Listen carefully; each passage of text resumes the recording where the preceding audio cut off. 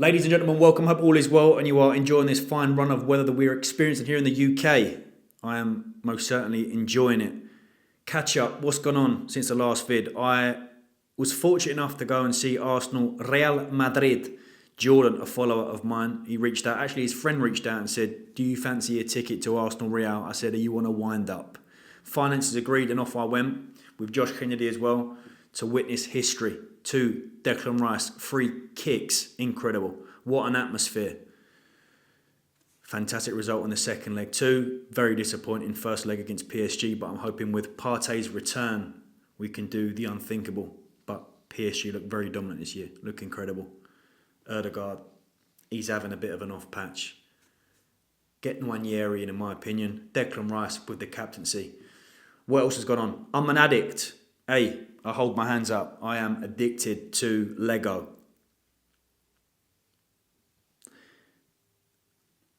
I did an F1. Red Bull, of course it is. Red Bull fan. Big Max Verstappen fan. I'm addicted, man. I've just had the Defender delivered today. Not quite the actual car Defender. That is one of the goals, but did the Lego F1 Red Bull in about 4 or 5 days. That, if anyone is on a waiting list for therapy or needs therapy, try Lego to begin with. That is as therapeutic as therapy, in my opinion. It as therapeutic as therapy. Don't know what Tom's talking about right now. Anyway, it's great. I love it. Get my work day done. Do about an hour Lego, jump on the war zone. Life is good right now. So in today's video, we are discussing my full body style split, whereby at the moment I'm incorporating my running and also my lifting. We'll head over to the whiteboard and discuss my plan, and then we'll come back here just to run through a few questions that we've got on Instagram. Okay, this angle may be doing my hairline very dirty, but I think the shade is helping. Get in shade. On the whiteboard, we have a breakdown of my 3 full body sessions, my weekly targets, and then a plan, and also an accumulation of volume for each body part, because that's quite an interesting topic of discussion when devising these sorts of plans. So maybe it's easy if I go through my plan Monday through to Sunday. Full body 1 on a Monday, full body 2 on a Thursday, and full body 3 on a Saturday. I like to, due to the full body session number 1 being a strength based session, I like to have a little bit more recovery between, so I sandwich in 2 5Ks. So 5K Tuesday, 5K Wednesday, and then we have a track session on a Friday, which I'm really enjoying at the moment, which is 15K. So that is a 3K warm up, 2K cool down, and it's 10 by 1. Now in terms of pacing strategies for my easy runs, it's between a 6 and a 6:10 per K. Pretty comfortable boxing off the 6, although with this heat at the moment, it's probably drifting more toward 6:10. And then for my tempo speed runs, whatever you want to call them, which is the track session, which I think is a really good idea to get into any form of running plan, not just beast all sessions at an easy pace. I think it's good to incorporate some more punchy stuff. That's a 5-minute K, and I get 90 seconds rest. So it's 10 by 1K at 5, and then I have 90 seconds between each, and then the 3K warm-up is just essentially me jogging down to the track and then the 2K back, okay? So to go over that again, it's full body 1, strength, Monday, Tuesday, 5K, Wednesday, 5K, Thursday, full body 2, Friday, track session, Saturday, full body 3, and then Sunday is a day off for me to enjoy a nice roast dinner with the missus and a bit of chocolate. So that is the breakdown of the actual plan. My weekly targets are 25K per week. That is more than likely going to increase. We've got about 7 weeks to go before Mykonos, and as I've mentioned before, within this particular phase now, I'm not tracking scale weight, I'm not tracking any macros or calories. I'm just going fairly intuitive with this and leaning more in towards the output for helping me get lean. So that 25K may increase to 30 in the next couple of weeks. 25K per week, 3 full body sessions and 1 track session. Now in terms of the breakdown of the full body splits, it's broken into 3. We have full body and plyometric work. The plyos are really helping aid my shin splints. Notoriously suffer from a lot of shin splints whenever I increase my running volume. So staying on top of that, just creating a demand in the calves, making sure I'm doing some calf work in these sessions as well. A lot of iso, eccentric, heavy focus on those. Doing a lot of foam rolling, stretching, and massage gun on the insides and my calves in general. Touch wood, it's holding up thus far. So full body one, strength and plyo work to begin with. Then we've got a squat. What I've done for this is I haven't given the machine, I've just given the variation or path so that it's not going to confuse too many people. So where I've got like an incline press here, I like to use the hammer strength incline press, but if you don't have access to that sort of kit, then you can do incline dumbbell, incline barbell, incline Smith. So for anyone that doesn't have the array of kit that we have at MuscleWorks, I'll comment what sort of path it is that I'm looking to target here. Meat and potato style for these strength-based sessions. Squat 1x4 to 5, 2x5 to 6. Got a bench press, which is the flat bench press for me, 2, 4 to 5. Deadlift 2x5, and then a weighted pull-up at 2x5 to 7. And that's my strength session boxed off for that Monday. The way in which I break down the two other full body sessions, which are hypertrophy based sessions, I am a big fan of horizontal and vertical style training. And I've done a video previously, so I'll link it above here. So click on that for a little bit more information. But I really do enjoy that horizontal, kind of dividing into horizontal and vertical. So for the full body horizontal, the leg focus for this session is 1x6 to 8, 2, 10 to 12. That's a leg press. Incline press, 1x6 to 8, 1x8 to 10. Flat press, 2x6 to 8. A row, so any form of row. At the moment I'm doing a chest supported T-bar, 2, 8 to 10, and then we chuck in some tricep and bicep work. This particular session I've got an overhead tricep, and then any form of curl will do. I'm using a preacher at the moment. Both of those 3x10 to 14. And then finally for my full body vertical, which is essentially just shoulders, lat raise 3, 10 to 14, overhead press 1x6 to 8, 2x8 to 10, a pull down in there, 2x10 to 12, tricep extension this time, and then a curl, both again 3x10 to 14, and then I've got some dumbbell Bulgarians, and I put it at the end of that session because no one likes a dumbbell Bulgarian. I like to just empty the tank at the end of the session, knowing that I've got a nice weekend coming up. Now, an important note to make that I haven't written here and I should have, all of these leg movements, so the squat, the leg press, and the Bulgarians, I'm leaving around about a 2 rep in reserve here. I think managing that fatigue when you are looking to increase the running, it makes sense to pull back a little bit. The rest is pretty much there or thereabouts to failure, maybe even like a 1 rep in reserve. But I think based on the accumulation of volume, you should be pretty okay and not feel too beaten up. You could even, if you were devising this sort of plan, start across the board at like a 3 RAR, work your way up to a 2 to a 1 and then go to failure.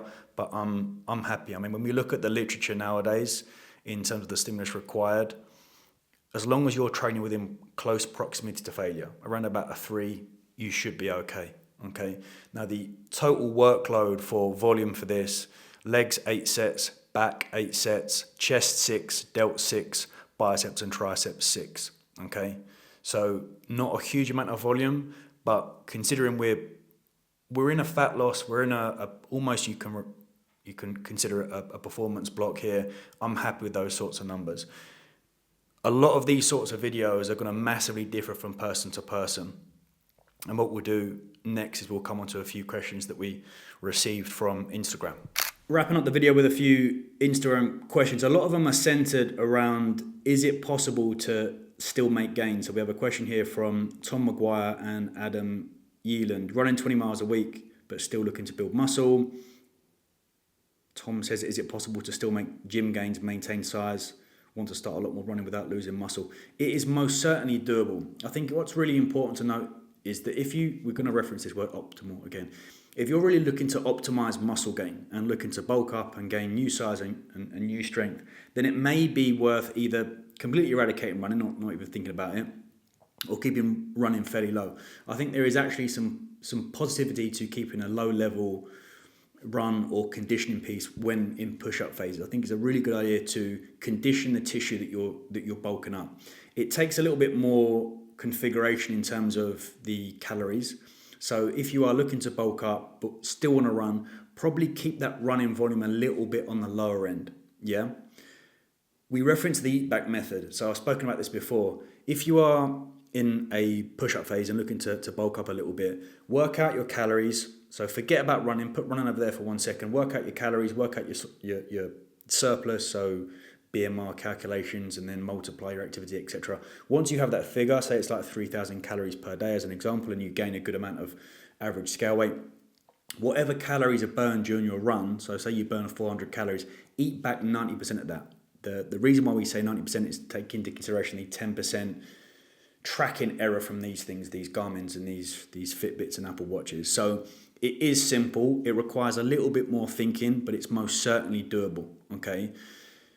But again, if you're bodybuilder, I want to just really focus on getting as big as possible over the winter, then just put all your eggs in that basket. Sometimes it's quite difficult to spin all these different plates, but yes, it's most certainly doable. It's been done.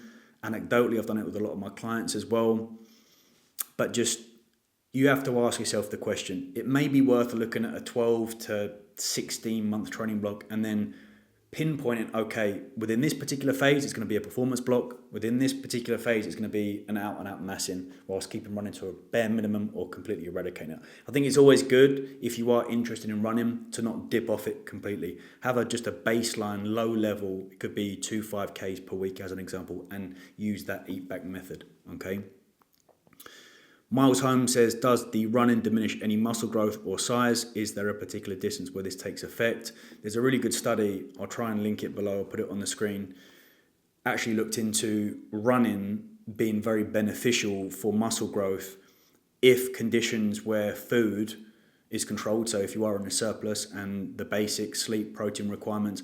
I always say, if you are looking to go into a performance block and leverage with the running or conditioning pieces, it could be like a Hyrox prep as an example, or Hyrox based work, then just think about taking that protein consumption from what it's been on, maybe like a 1.5 gram per kilo up to 1.8 or even 2.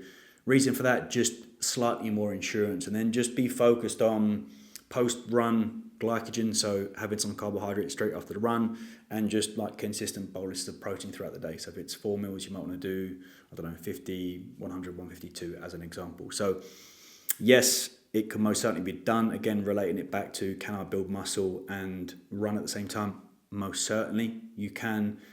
You have to just be realistic. Are you going to gain more muscle compared to someone that isn't running, or just have baseline cardio in, that is like out and out bodybuilder mode? Probably not. If that is okay with you, then happy days.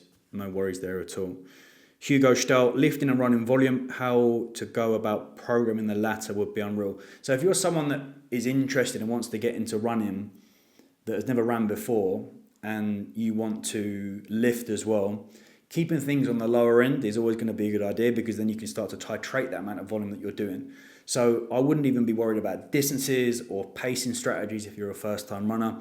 Just set yourself a task of doing, 3 20-minute runs per week, and super conversational pace, and you should be able to bounce a tennis ball. So first-time runners would go and grab one from Sports Direct, get a tennis ball. You should be able to lightly run and bounce that tennis ball at the same time, okay? For individuals that may be slightly more intermediate in terms of running volume, set yourself a realistic target per week that you know isn't going to beat yourself up too much, or beat the body up or impact performance in the gym. That may be like, 20k per week as an example. It's going to massively differ from person to person. It's always really hard to give recommendations when I don't know the individual's work schedule. If you're a tradie who's always on his feet, and there's going to be a large demand for food there if you're looking to incorporate running and bulk up at the same time. But yeah, in terms of running volume, most certainly something that you may want to consider increasing and titrating over time. But for novice, very new runners, you can probably be okay just keeping it a baseline for like 6 to 8 weeks, seeing how you feel, take into consideration what we've recommended here. And again, you don't have to follow this full body style training. You could do something like a push pull legs. You could do an upper lower full body as an example. The reason why I don't tend to like having an out and out leg day during a running block is because for 24 to 48 hours, my leg is going to be pretty beaten up. I like to drip feed that leg volume throughout the week, and also leverage with a little bit of RAR. So I hope that helps. We've probably missed a few things here and there. So if you've got any further questions, please do drop them in the comment section below. But I hope that has helped you guys and girls understand, hey, I want to do a little bit more running and lifting at the same time. And it can most certainly be applied to any phase. You could lean into the performance as a tool for fat loss. You hear a lot of that in the industry now. There's so many Instagram posts. I feel like there's a cauldron of individuals that are like anti-everything, anti-ice bath, anti-whole foods, anti-running. You see a lot of people saying, running's really poor for fat loss. All right, go into a calorie deficit and run a lot, see what happens. It's a brilliant tool for added into fat loss. Of course, deficit and diet is going to dictate where the body goes. But I burnt last week with that 25k just on 2,000 calories. That's an additional 2,000 calories that I've burned within that given week. I'm still training, feel good, feel fresh. Running's great. Step away from just that acute focus that you're looking at right now. Running is superb for psychological health, physical health as well. So ignore those clowns. Okay, I am going to go and lick my wounds after that 1-0 PSG loss and hope for the best next week. Ladies and gents, enjoy the rest of the week. I will speak to you very soon. Take care. Thank you, good night, and much love. That was like loads of different endings then. See you later.